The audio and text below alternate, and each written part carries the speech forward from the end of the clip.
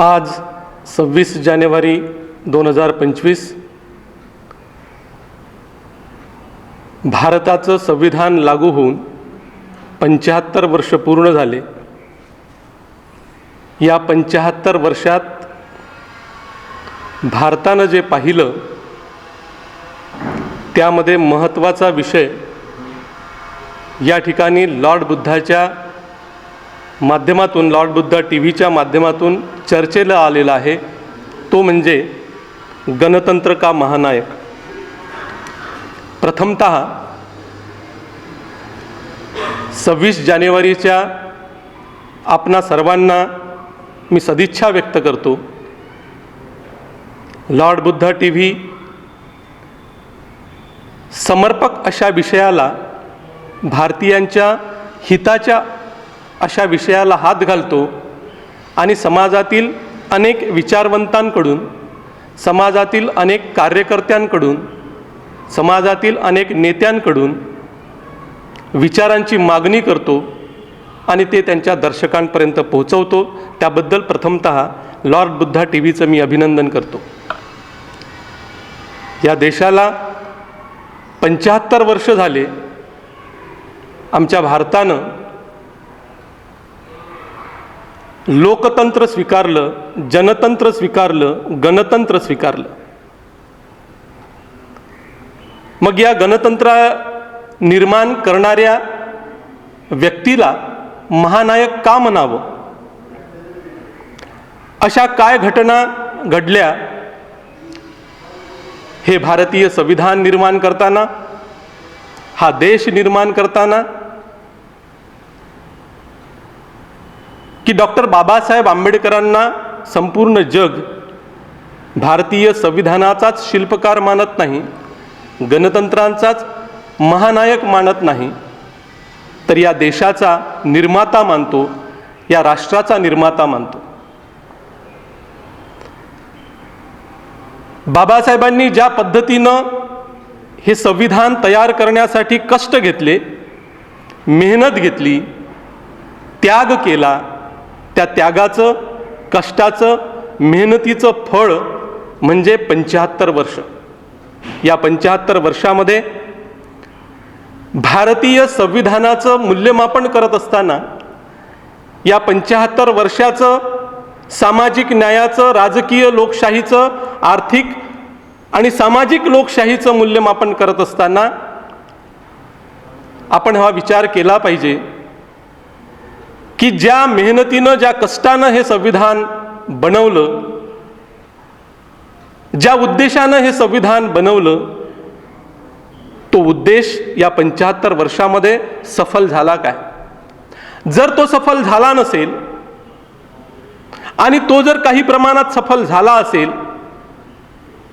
तर त्याचे समाजावर, या देशातल्या राहणाऱ्या लोकांवर काय परिणाम झाले, लोकांच्या समृद्धीमध्ये, वैभवात काय फरक पडला, याचं सुद्धा मूल्यमापन होणं गरजेचं आहे। कारण भारतीय संविधान हे फक्त पुस्तकापुरतं मर्यादित नाही, एका ग्रंथापुरतं मर्यादित नाही, तर या देशांनी, या देशातल्या लोकांनी जगावं कसं याचं साहित्य, याची थेअरी म्हणजे हे पुस्तक आहे। आणि या थेअरीला प्रॅक्टिकल स्वरूपात, प्रात्यक्षिक स्वरूपात लोकांनी आचरणात आणावं, त्या पद्धतीनं वागावं, जेणेकरून हा समाज नीतिमान होईल, हा समाज वैभवशाली, समृद्ध आणि संपन्न होईल। त्यासाठी बाबासाहेबांनी आर्टिकल 1 पासून ही काळजी घेतली की या देशाचं नाव काय असावं। आर्टिकल 1 पासून तर आर्टिकल 395 पर्यंत प्रत्येक वेळी बाबासाहेबांसमोर एकच चेहरा राहिला आणि तो म्हणजे भारताचा नागरिक। आणि म्हणूनच या संविधानाची सुरुवात करत असताना, या संविधानाची उद्देशिका ठरवत असताना, आम्ही भारताचे लोक, भारताचे एक सार्वभौम, समाजवादी, धर्मनिरपेक्ष, लोकशाही गणराज्य घडविण्याचा व त्याच्या सर्व नागरिकास सामाजिक, आर्थिक, राजनैतिक न्याय, विचार, अभिव्यक्ती, विश्वास, श्रद्धा व उपासना यांचे स्वातंत्र्य, दर्जाची व संधीची समानता निश्चितपणे प्राप्त करून देण्याचा व त्या सर्वांमध्ये व्यक्तीची प्रतिष्ठा, राष्ट्राची एकता आणि एकात्मता यांचे आश्वासन देणारी बंधुता प्रवर्धित करण्याचा संकल्पपूर्वक निर्धार करून आज 26 नोव्हेंबर 1949 रोजी याद्वारे हे संविधान अंगीकृत आणि अधिनियमित करत आहोत. ही जी उद्देशिका आहे, ही उद्देशिका आपल्याला सांगून जाते की या भारतीय संविधानाचा काय उद्देश आहे. हे गणतंत्र येणाऱ्या काळात कसं चाललं पाहिजे, या देशात तो सामाजिक न्याय प्रस्थापित झाला पाहिजे, ती राजकीय लोकशाही, सामाजिक लोकशाही, आर्थिक लोकशाही प्रस्थापित झाली पाहिजे, समानता विषमता जाऊन आली पाहिजे, या देशातला भेदभाव नष्ट होऊन बंधुत्व निर्माण झालं पाहिजे, या देशातली गुलामगिरी, या देशातली वेठबिगारी संपुष्टात येऊन स्वातंत्र्ययुक्त जीवन इथला नागरिक जगला पाहिजे. ही भूमिका या गणतंत्राची होती. ही भूमिका, हा उद्देश या भारतीय संविधानाचा होता. मग या 75 वर्षामध्ये जर या गोष्टी होताना दिसत नसेल तर मग संविधानकार कमी पडले काय, असा प्रश्न इथल्या जनतेनं जर विचारला असेल तर इथली जनता ही करंटी आहे. निश्चितच संविधानकारांनी जी मेहनत आणि कष्ट घेतला, त्या प्रत्येक मेहनत आणि कष्टाचं फळ भारताचा नागरिक हा वैभवशाली, समृद्ध आणि संपन्न व्हावा या उद्देशानं घेतलेला आहे. मग इथली जनता, ज्या जनतेच्या हातात इथलं सरकार दिलं, ज्या जनतेनं हे संविधान बनवलं, ज्या जनतेनं हे स्वतः प्रत अंगीकृत केलं आणि ज्या जनतेनं हे आचरणात आणायला पाहिजे होतं, ती जर जनता हे आचरणात आणत नसेल आणि या देशाला वैभवशाली परंपरा जी होती ती प्राप्त करून देण्यासाठी त्यांच्या विचारांचं नव्हे तर भारतीय संविधानाच्या विचारांचं सरकार जर निवडून देत नसेल तर या देशातली जनता करंटी आहे. या देशातल्या जनतेवर मी यासाठी बोट ठेवतो की नुकतेच या 10 वर्षामध्ये या जनतेनं ज्या पद्धतीनं खेळ मांडला, भारताच्या नागरिकांनी, भारताच्या मतदारांनी ज्या पद्धतीनं खेळ मांडला, तो खेळ दाखवतो आहे की ही जनता कुठेतरी चुकते आहे. या देशामध्ये आज जी परिस्थिती निर्माण झालेली आहे, या देशातली संपत्ती 78% संपत्ती 1% लोकांकडे केंद्रित झालेली आहे, संचित झालेली आहे. या देशातल्या जनतेला अधिकार जे संविधानानं प्राप्त करून दिले ते कुणाकडे तरी केंद्रित करण्याचा प्रयत्न होतो आहे. मग या गोष्टी जर संविधान राबवणाऱ्या देशात, लोकशाही प्रस्थापित होणाऱ्या देशात घडत असेल तर इथल्या जनतेनं कुठेतरी चूक केली असं म्हणायला मी मागे पुढे पाहणार नाही. म्हणून मला असं वाटते की भारतीय संविधान ज्या उद्देशांनी लिहिलं गेलं त्यामध्ये मूलभूत अधिकार, मूलभूत हक्क आणि डायरेक्टिव्ह प्रिन्सिपल्स ऑफ स्टेट्स हे दोन महत्त्वाचे आहे. फंडामेंटल राईट्स आणि डायरेक्टिव्ह प्रिन्सिपल्स ऑफ स्टेट्स ह्या दोन गोष्टी यातमध्ये महत्त्वाच्या आहेत. या देशातल्या नागरिकांना काय अधिकार असले पाहिजे आणि ते अधिकार त्याला देय आहेत, त्याचे ते अधिकार कोणीही काढून घेऊ शकत नाही.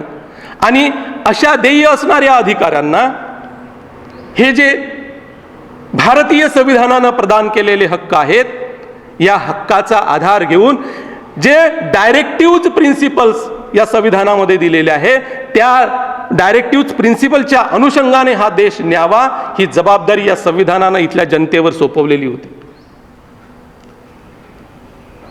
आम्ही ते पाहतोय की आर्टिकल 38 मध्ये डायरेक्टिव्ह प्रिन्सिपल्स ऑफ स्टेट पॉलिसीमध्ये स्पष्ट लिहिलं गेलेलं आहे की राज्य त्यास शक्य होईल तितक्या परिणामकारक रीतीने सामाजिक, आर्थिक व राजनैतिक न्यायाद्वारे राष्ट्रीय जीवनाच्या सर्व घटकांमध्ये प्रेरणा निर्माण करील आणि अशी समाज व्यवस्था प्रस्थापित करून तिचे जतन करून लोककल्याणाचे संवर्धन करण्यासाठी प्रयत्नशील राहील.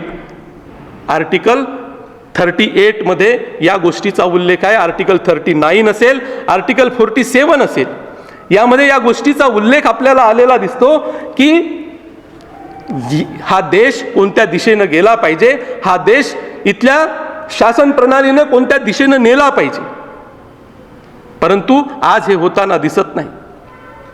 आर्टिकल 25 फंडामेंटल राईट्स, धर्म स्वातंत्र्याचा अधिकार, सत्सद विवेक बुद्धीचे स्वातंत्र्य व धर्माचे मुक्त प्रकटीकरण व आचरण व प्रसार, हा हक्क इथल्या भारतीय जनतेला, भारतीय नागरिकाला असताना सुद्धा तो सत्सद विवेक बुद्धीचा वापर करताना दिसत नाही. तो सनातनी बनत चाललेला आहे. धर्माचं राज्य या ठिकाणी यावं आणि ते विशिष्ट धर्माचं राज्य या ठिकाणी यावं असा प्रयत्न जर विशिष्ट लोकांकडून होत असेल तर तो प्रयत्न हाणून पाडण्याचे उपाययोजना सुद्धा याच संविधानामध्ये आहेत. आर्टिकल 23 वेठबिगारीची मनाई, मोठ्या प्रमाणात बेरोजगारी या ठिकाणी निर्माण होते आहे. मोठ्या प्रमाणात बेरोजगारीचा आकडा आलेला आहे. आजच्याच पेपरमध्ये असं सांगितलं गेलं की 83% युवक या ठिकाणी बेरोजगार आहे, युवा वर्ग या ठिकाणी बेरोजगार आहे या देशामधला.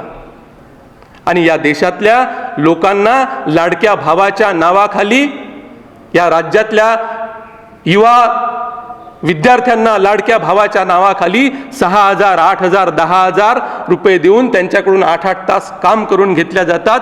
ही वेठबिगारी आर्टिकल 23नं नष्ट झाली पाहिजे, हे भारतीय संविधानातली तरतूद आहे.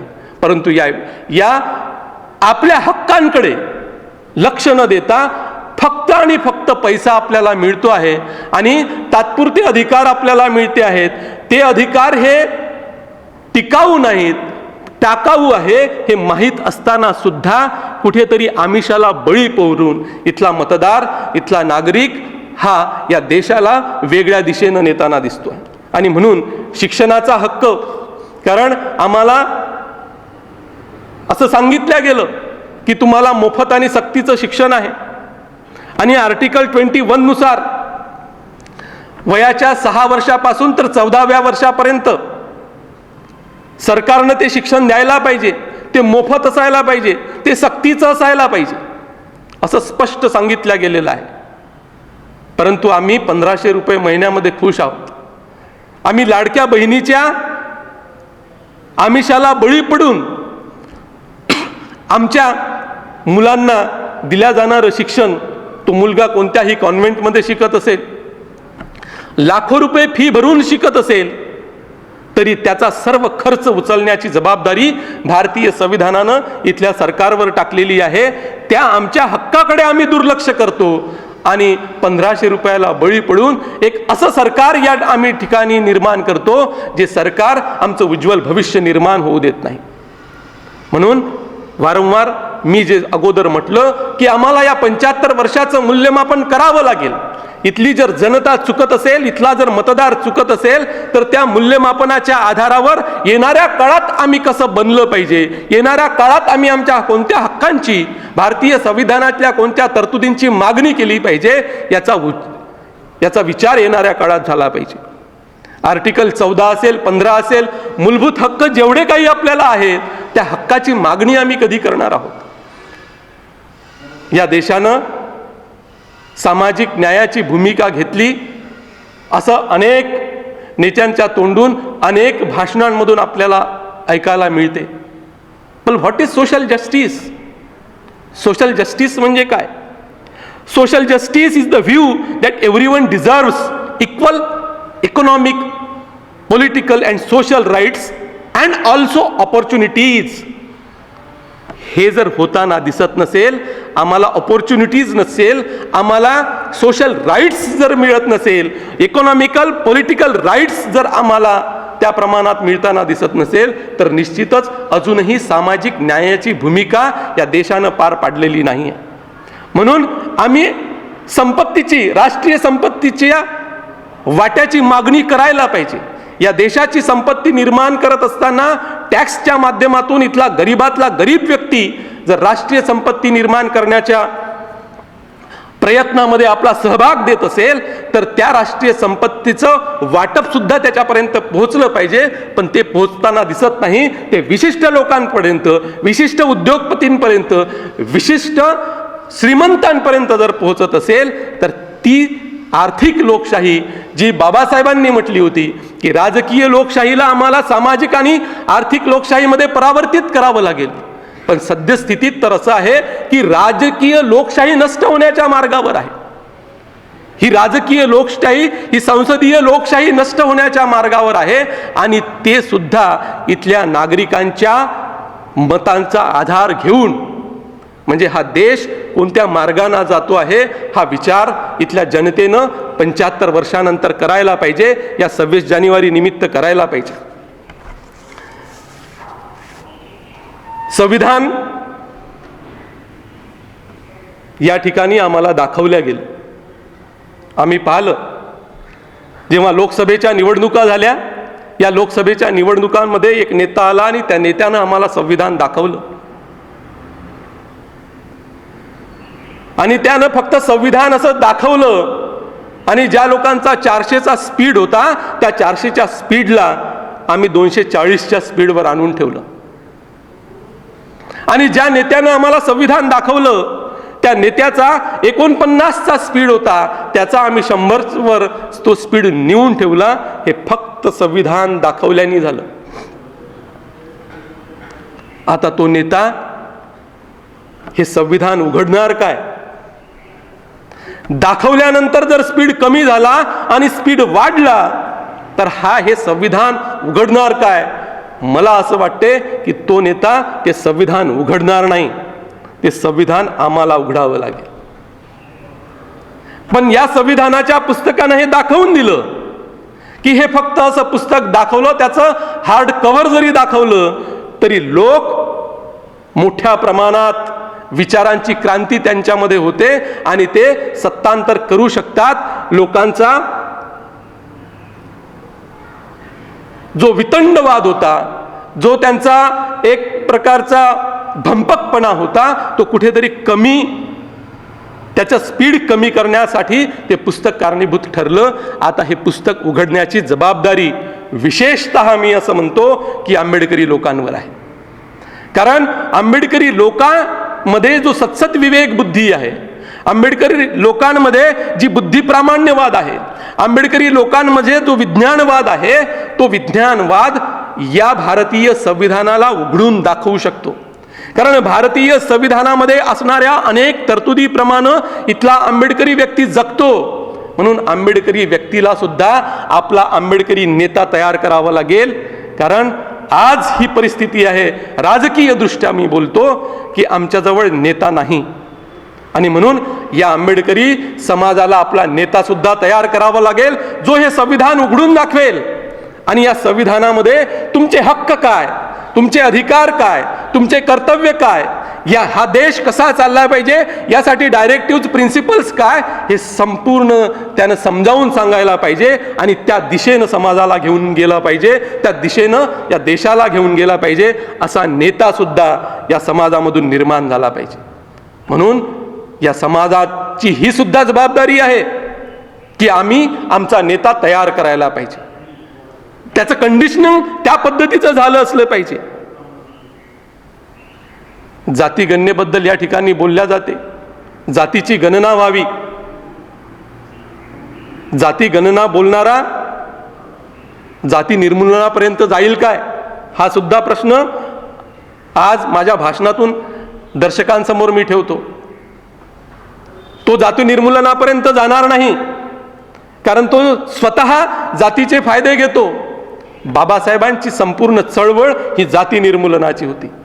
कास्टलेस सोसायटी निर्माण करणं भारतीय संविधान हे त्याचं साधन आहे. हा देश कास्टलेस सोसायटी असला पाहिजे, हा देश जातीविहीन असला पाहिजे.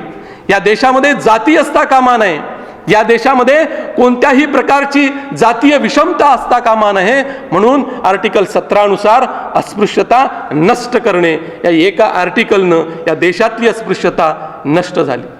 हा जातीविहीन समाज घडवणं हे सुद्धा इथल्या आंबेडकरी समाजाची जबाबदारी आहे. राजकीय लोकशाही वाचवायची असेल, कारण वर्तमान परिस्थितीमध्ये राजकीय लोकशाही धोक्यात आहे असं या मागच्या 10 वर्षापासून आम्हाला दिसते. आणि म्हणून राजकीय लोकशाही जर वाचवायची असेल तर हे संविधान सुद्धा वाचलं पाहिजे. लोक असं म्हणतात की मेरे बाबा का संविधान कोई बदल नहीं सकता. पण मित्र हो, आपल्याला हे लक्षात घ्यावं लागेल की ते होऊ शकते. प्रधानमंत्र्याच्या आर्थिक सल्लागार परिषदेचा अध्यक्ष बिबेक देबरॉय नावाचा अर्थतज्ञ, तो अर्थतज्ञ ऑगस्ट 2023च्या द मिंटमध्ये एक आर्टिकल लिहितो आणि त्या आर्टिकलमध्ये असा तो म्हणतो की आपल्या देशाची प्रगती जर आपण सेन्सेक्सवर ठरवलेली आहे तर मग समाजवाद या शब्दाची आवश्यकता या संविधानात कशी काय? आर्थिकतेबद्दल असलेले मुद्दे या संविधानात आवश्यकता नाही, म्हणून आपण तो सुरुवातीला म्हणतो की या आपण उद्देशिकाच बदलली पाहिजे, प्रियांबल बदलवलं पाहिजे. पुढे तो असं म्हणतो की आर्टिकल 248 नुसार या संविधानाचा ढाचा बदलवता येत नाही. मग उद्देशिका, प्रियांबल, मूलभूत अधिकार, डायरेक्टिव्ह प्रिन्सिपल्स जर बदलवता येत नाही, पुढे तो असा म्हणतो की मग आपण हे संविधानच बदलवलं तर. कारण जेव्हा जेव्हा अशा पद्धतीच्या दुरुस्त्या या संविधानामध्ये होतात तेव्हा सर्वोच्च न्यायालय त्या दुरुस्त्या मान्य करत नाही, फेटाळून लावतात आणि म्हणून आता आपण हे संविधान बदलवलं पाहिजे. अशा पद्धतीचं वक्तव्य प्रधानमंत्र्याच्या आर्थिक सल्लागार परिषदेचा अध्यक्ष जर करत असेल तर निश्चितच त्यांच्या मनात काय आहे हा विचार आपल्या समोर असला पाहिजे. म्हणून राजकीय लोकशाही, सामाजिक लोकशाही आणि आर्थिक लोकशाही आता दूर जाताना दिसते आहे. ही राजकीय लोकशाही वाचेल की नाही हा मोठा प्रश्न आपल्या समोर आहे. म्हणून हे राजकीय लोकशाही वाचवण्यासाठी आपल्याला संविधान वाचवणं गरजेचं आहे. कारण आम्हाला असं सांगितलं जाते, आमच्या अनेक गोष्टींचं उदात्तीकरण केल्या जाते की बाबासाहेबांचे आम्ही स्मारक या ठिकाणी लंडनला बांधलं, मुंबईला बांधत आहो, नागपूरला करत आहो, अशा पद्धतीचं आम्हाला सांगितलं जाते. दिल्लीला मोठं आम्ही स्मारक बांधलं. बाबासाहेबांना जेवढी इज्जत आम्ही दिली तेवढी कोणीही दिली नाही, अगोदरच्या सरकारांनी दिली नाही आणि म्हणून बाबासाहेबांचे आम्ही खरी पाईक आहो असा आव आणण्याचा प्रयत्न या ठिकाणी होताना दिसतो. आणि तो प्रयत्न करत असताना आम्हाला ते आमिष देतात की बाबासाहेबांचं खऱ्या अर्थानं जो सन्मान आहे तो आम्ही केला म्हणून तुम्ही आमच्यासोबत आलं पाहिजे, त्यांच्यासोबत जाता कामा नये. पण आम्ही पुतळ्यांपुरतं मर्यादित राहणार आहोत काय, स्मारकांपुरतं मर्यादित राहणार आहोत काय, किंवा बाबासाहेबांच्या नावापुरतं मर्यादित राहणार आहोत काय, बाबासाहेबांच्या जय जयकारापुरतं मर्यादित राहणार आहोत काय?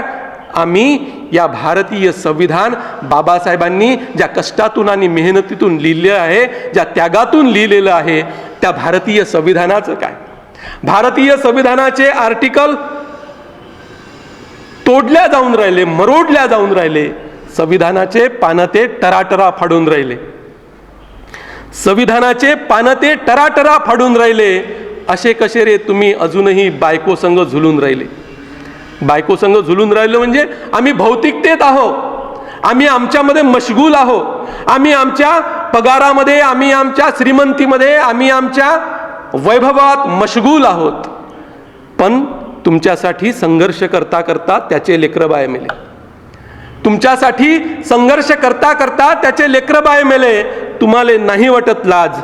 कशी वाटन? तुम्ही तर बेईमान झाले. कुत्र्याच्याही जातीतलं तुम्हाला म्हणावंसं वाटत नाही, कुत्र्याच्याही जातीतलं तुम्हाला म्हणावंसं वाटत नाही, तुम्ही त्याच्याही पेक्षा बदतर असे कसे पैदा झाले या समाजात इपित्तर. पिस्तूलची गोळी वापस येत नसते, बोललेला शब्द धरता येत नसते. सारं संविधान थे फाडन तुमच्या देखत, सारं संविधान थे फाडन तुमच्या देखत. आता तरी उठ नाही तर निघून जाईन वखत, आता तरी उठ नाही तर निघून जाईन वखत. ही वेळ जर आम्हाला जाऊ द्यायची नसेल तर आम्हाला भारतीय संविधान जे बाबासाहेबांच्या कष्टातून, त्यागातून आणि मेहनतीतून बनलेलं आहे त्या भारतीय संविधानाचं रक्षण करणे गरजेचं आहे. कारण या भारतीय संविधान या पुस्तकामध्ये आमचं वैभव आहे, आमची समृद्धी आहे, या देशाची खुशाली आहे, हे देश राष्ट्र कसं बनेल याचं साहित्य या पुस्तकामध्ये आहे. म्हणून हे पुस्तक वाचलंच पाहिजे, आपण वाचलं पाहिजे, लोकांपर्यंत पोहोचवलं पाहिजे आणि त्यांना आपले हक्क आणि अधिकारांच्या मागणीसाठी उद्युक्त केलं पाहिजे, प्रोत्साहित केलं पाहिजे. आणि विशिष्ट सरकार, जे सरकार भारतीयांसाठी झटत असेल ते सरकार निर्माण करण्यासाठी त्यांना वारंवार प्रयत्नरत ठेवायला पाहिजे, अशी अपेक्षा मी आजच्या दिवशी करतो. आणि शेवटी आपली जबाबदारी म्हणून भीमा तुझ्या मताचा माणूस शोधताना, भीमा तुझ्या मताचा माणूस शोधताना, माणूस तुझ्या मताचा मी का न होऊ शकलो. लोक तुझ्या मताचे 5 शोधताना सुरुवात स्वतःपासून मी का न करू शकलो. घातकांच्या वागण्याने होऊन व्यथित मी, माझ्या तलाच भीम मी का उणे करत गेलो. भीमा तुझ्या मताचा माणूस शोधताना.